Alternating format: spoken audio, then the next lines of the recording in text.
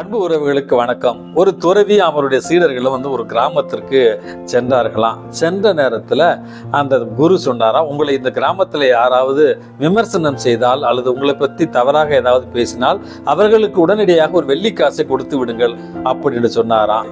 அந்த சீடர்களுக்கு ஒன்றும் புரியவில்லை.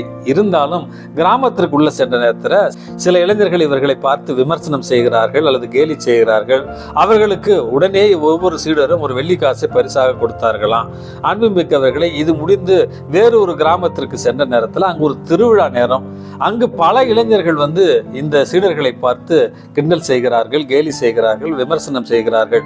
அவர்கள் கேலி செய்ய செய்ய, கிண்டல் செய்ய செய்ய இந்த சீடர்கள் கைகொட்டி மகிழ்ந்து சிரித்தார்களாம். இதை பார்த்து கொண்டிருந்த ஒரு முதியவர், ஏங்க உங்களை கிண்டல் பண்றாங்க, கேலி பண்றாங்க, இப்படி கைத்தட்டி சந்தோஷமா சிரிக்கிறீங்களே, உங்களால மட்டும் இது எப்படி முடியுது? எனக்கெல்லாம் கோபம் சுருன்னு வந்துடுமே அப்படின்னு ஒரு முதியவர் கேட்டாராம்.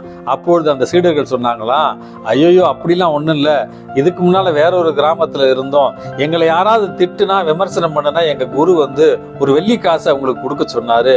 ஆனா இந்த கிராமத்துல எங்களை திட்டுறாங்க, எங்களை விமர்சனம் பண்றாங்க, ஆனா நாங்க வெள்ளி காசு கொடுக்க வேண்டிய அவசியம் கிடையாது, எங்களுக்கு இதெல்லாம் இலவசமா கிடைக்குதுன்னு நினைச்சு சந்தோஷப்படுறோம் அப்படின்னு இன்னும் சந்தோஷமா சிரிச்சாங்களாம்.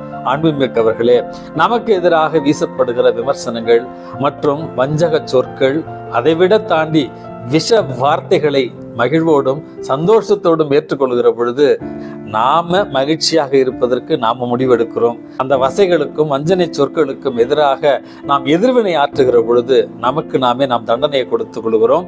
நம்மிடம் இருக்கிற சந்தோஷத்தை நாமே பறித்துக் கொள்கிறோம். ஆகவே மற்றவர்கள் நம்மை விமர்சனம் செய்கிற பொழுது மகிழ்ச்சியோடு ஏற்றுக்கொள்ளுங்கள். மகிழ்ச்சியை உங்கள் இலக்காக்கிக் கொள்ளுங்கள். இந்த நாள் உங்களுக்கு இனிய நாளாகட்டும். வணக்கம்.